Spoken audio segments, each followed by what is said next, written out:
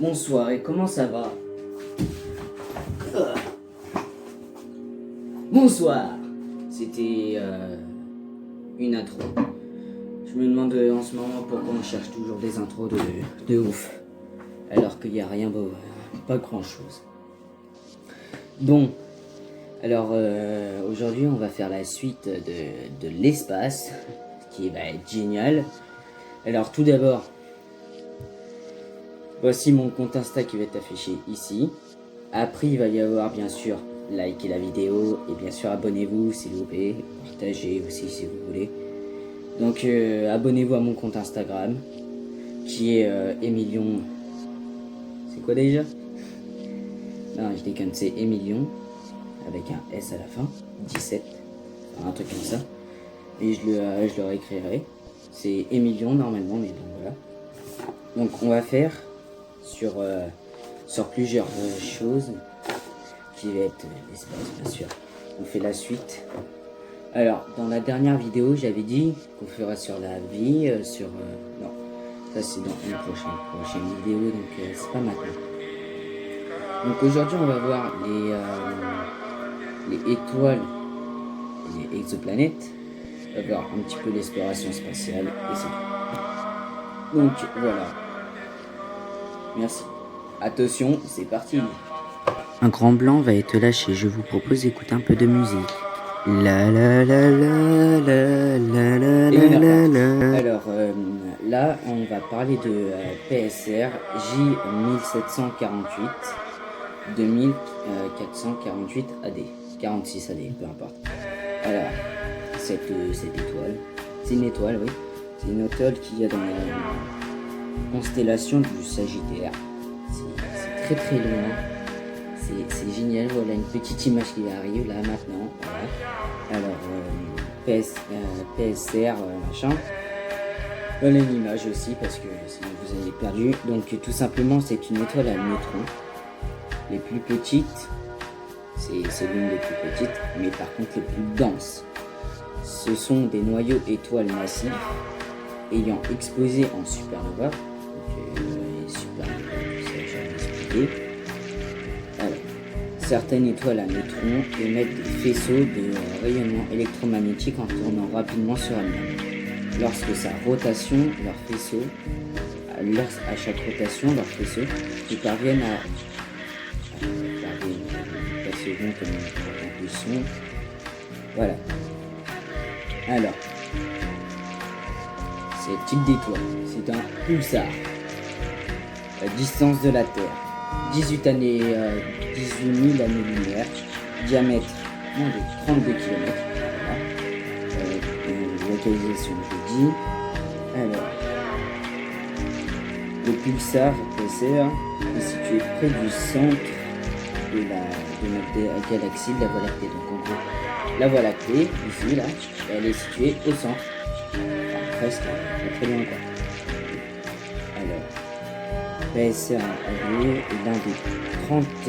l'un des 33 pulsars à rotation rapide dans l'amas de Tarzan 5. Température. La température de cette surface à l'étoile à neutrons est environ de 600 000 degrés. 600 000, c'est chaud! À l'équateur, la vitesse de la rotation de PSR est de plus de, attention, 70 000 km par seconde. C'est quand même pas mal. Donc, PSR AD, enfin voilà, est le pulsar le plus rapide de tous les pulsars, je pense. Alors, le cœur d'un pulsar, parce que vous savez pas trop ce que c'est un pulsar, donc c'est... Alors, ici, il y a le cœur. Alors, vous voyez, là, il y a une image. Il y a l'électromagnétique qui est dans le cœur. Il y a le pulsar renferme assez de matière pour constituer un demi-million de planètes comme la Terre. C'est énorme. Un demi-million, c'est énorme. Mais elle est aussi dense qu'une cuillère à café. Si elle se perd... Voilà quoi. Ah, ouais, bon, voilà. Alors... Donc autant vous dire que c'est une belle étoile. Franchement c'est ouf. Et je me dis aussi c'est pas mal. Parce que c'est ce qu'on appelle un phare dans l'espace. Donc voilà. Alors, maintenant, on va parler d'une autre chose. Les exoplanètes. On va parler de Kepler 196F. Donc attention, c'est Badis. Donc un monde lointain. Kepler 186F. Jusqu'à une date récente, les seules planètes constituées du système solaire, mais grâce à leurs télescopes les plus avancés, les astronomes ont aujourd'hui découvert des milliers de planètes en orbite autour d'une étoile, loin de notre Soleil, qu'on appelle les exoplanètes. Alors les exoplanètes, c'est les planètes comme la Terre qui abritent de l'eau suffisamment d'eau, avec un écart entre l'étoile et la planète qui pourrait justement constituer la vie. Et ça serait génial. Donc, elle varie de sa taille, une géante grosse comme 2 fois Jupiter, c'est quand même énorme. Et donc voilà. 2 fois Jupiter a des corps pas plus gros que notre Lune. Donc c'est-à-dire qu'il peut avoir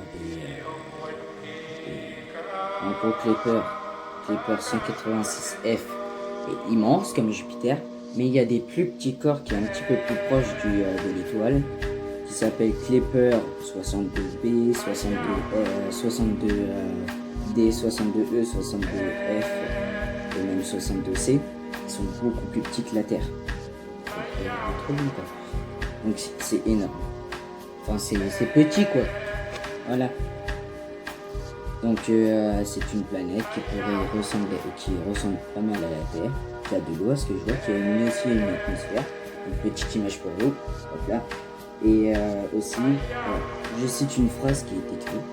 Kepler 186F fut la première exoplanète de la taille de la Terre découverte dans la zone habitable du univers. Donc en gros, elle est par orbite.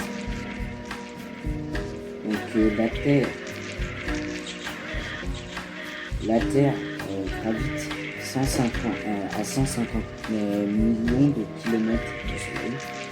Donc voilà.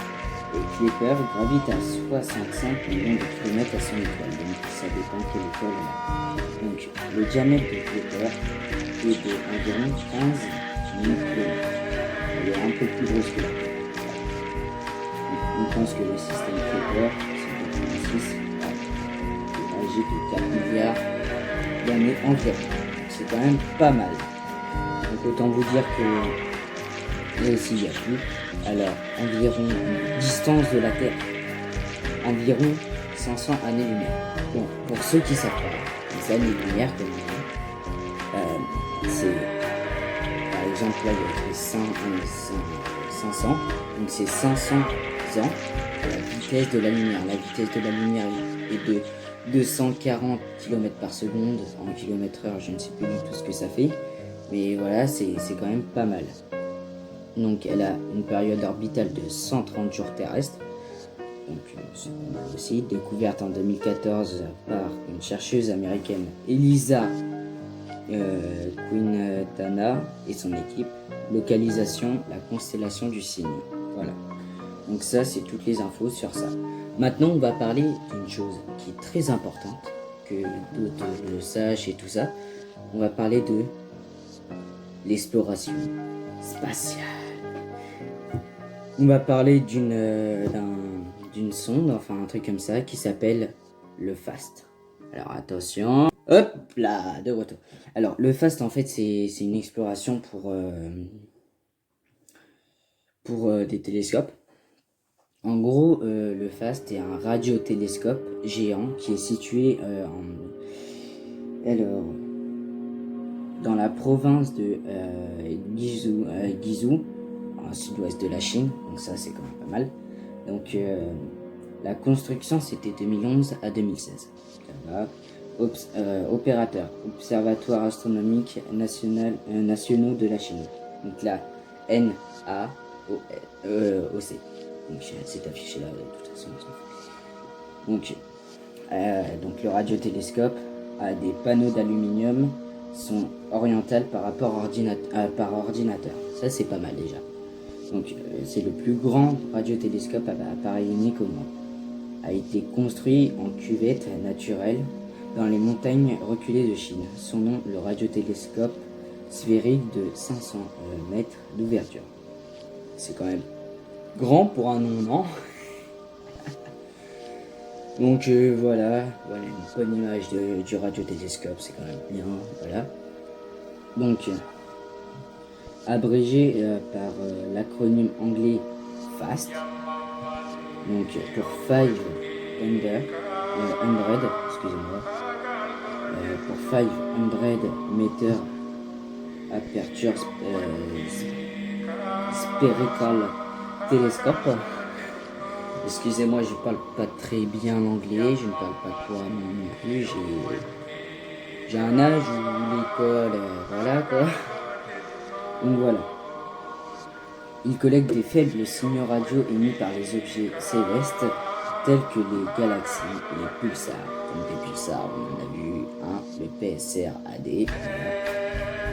Donc voilà. Alors, peu après sa mise en service. Donc, son réflecteur est composé de 4450 panneaux d'aluminium triangulaires indépendants dont la position est ajustable par ordinateur grâce à un réseau de câbles mobilisés par plus de 2000 poulies. 2000 poulies, c'est énorme. Voilà. Et donc le diamètre de The Fast, c'est à peu près 500 mètres. Donc le Fast peut collecter 3 millions de gigaoctets de données par an. Donc, voilà. La surface de l'antenne, c'est environ 30 terrains de football. C'est énorme. Donc le FAST a aussi contribué à la recherche d'éventuels signaux radio extraterrestres. Donc maintenant on va parler de James Webb, qui est aussi un truc. Voilà quoi. Voilà quoi. Alors, c'est un œil géant, le télescope spatial James Webb. Avec pour projet d'étude les premières galaxies formées après le Big Bang. Formées après le Big Bang, le télescope spatial ira fouiller plus profondément dans l'espace qu'aucun autre observatoire avant lui. Son immense miroir primaire, donc voilà une photo de James Webb. Son immense oh là là, je bégaye en plus, putain de con. Son immense attendez. C'était un putain de bruit. Donc voilà. Il sera assez puissant pour détecter les sources d'émissions infrarouges 400 fois plus faibles que n'importe quel autre télescope actuel. Donc voilà. Alors, type de télescope. Télescope spatial infrarouge. Attendez, j'en étais à... bien sûr, le diamètre est de plus de 6,50 mètres de diamètre. Le télescope spatial James Webb pèsera 6200 kg. Voilà. Donc ça, c'était pour James Webb. Maintenant, on va parler d'une sonde que moi je connais par cœur, que j'ai même pas besoin du livre. Donc la sonde solaire Parker, qui est partie pour bien sûr briser les records. Non seulement il s'agit de l'engin spatial le plus rapide jamais construit à ce jour, mais bien sûr, sa vitesse maximale, il suffirait 30 secondes pour parcourir la distance entre Londres et New York. 30 secondes, Londres et New York, c'est énorme. Mais elle va aussi s'approcher 7 fois plus du Soleil que la précédente détentrice du réacteur Helios B. Voilà une image de la sonde. Là, voilà. Alors, elle a pour programme l'exploration de la couronne solaire. Voilà. Donc, type de sonde orbitaire solaire. date de lancement, je le fais sans ça, 12 août 2018, donc c'est quand même assez récent. Opérateur NASA, voilà. Donc température. Les instruments de la sonde sont maintenus à une température de 29,5 degrés, donc c'est pas mal. Sinon la température du bouclier thermique de la sonde atteint les 1400 degrés. La sonde Parker atteindra la vitesse maximale de 690 000 km/h. C'est la première sonde NASA. C'est la première sonde de la NASA portant le nom d'une personne vivante, astrophysicien Eugene Parker. Ouais. Donc ça va. Celle-là, je la connais par cœur. Et donc voilà une belle image qu'il y a ici. Donc entre 2018 et 2025, la sonde solaire Parker effectuera 24 révolutions autour du Soleil, chacune prenant environ 88 jours. Elle se trouvera au plus près de notre Soleil en 2025. Voilà. Site de lancement, Cap Canaveral aux États-Unis. Donc voilà. Bon, s'il y a des bruits à côté de moi, c'est totalement normal parce que voilà, il y a des gens. Voilà. Bon, on va parler maintenant d'une chose qui est vraiment géniale. C'est Apollo 11. La mission Apollo 11. Donc, voilà. Donc, Apollo 11, c'est l'homme sur la Lune, bien sûr. Ça, je sais que vous savez. Donc, la conception modulaire. Le vaisseau Apollo a été composé de 3 modules. Le lundi lunaire prévu 2 personnes emportèrent Neil Armstrong et Aldrin sur la Lune, se séparant en 2 étages. Un seul servant pour honorer le 3e astronaute, Michael Collins. Resta avant lui à bord du module du service de commande en orbite à 500 centre notre altitude et servant de relais avec la communication planétaire. Donc déjà c'est pas mal. On veut dire que donc la mission Apollo 11 de la Lune durera au total 8 jours, 3 heures et bien sûr 18,3 minutes. Puissance informatique. L'ordinateur de bord de Apollo 11 avait moins de puissance de calcul qu'un téléphone portable moderne. Donc notre téléphone maintenant c'est smartphone, c'est devenu de tout et de rien. Et voilà, bah, c'est bien parce que voilà. Et donc réparation de la de fortune. Un contacteur de moteur brisé fut remplacé par un stylo en métal avant le décollage et l'étage de remontée. Voilà. Donc autant vous dire qu'ils ont pris des risques, ils ont fait énormément. Donc bien sûr, la phrase que tout le monde connaît, que ça c'est obligé de la connaître, parce que franchement, cette phrase elle est revenue dans énormément de choses. La phrase que tout le monde connaît c'est alors je disais la phrase que tout le monde connaît, c'est un petit pas pour l'homme, un grand pas pour l'humanité. Celle-là c'est celle que tout le monde a transformée, que c'est voilà. Donc la vraie phrase c'est un petit bond pour l'homme et un bond géant pour l'humanité. Il faisait référence avec la Lune. Quand on fait des bonds géants comme ça. On fait pas des petits sauts comme ça. Donc voilà. Donc bien sûr, voilà. Donc c'est la fin de la vidéo, bien sûr. Donc je reviendrai pour une nouvelle vidéo. Voilà. Donc n'hésitez pas à vous abonner. N'hésitez pas à liker un pouce bleu, à lâcher beaucoup de pouces bleus si vous voulez mettre des commentaires, je m'en fous. Donc voilà, et donc à la prochaine. À la prochaine.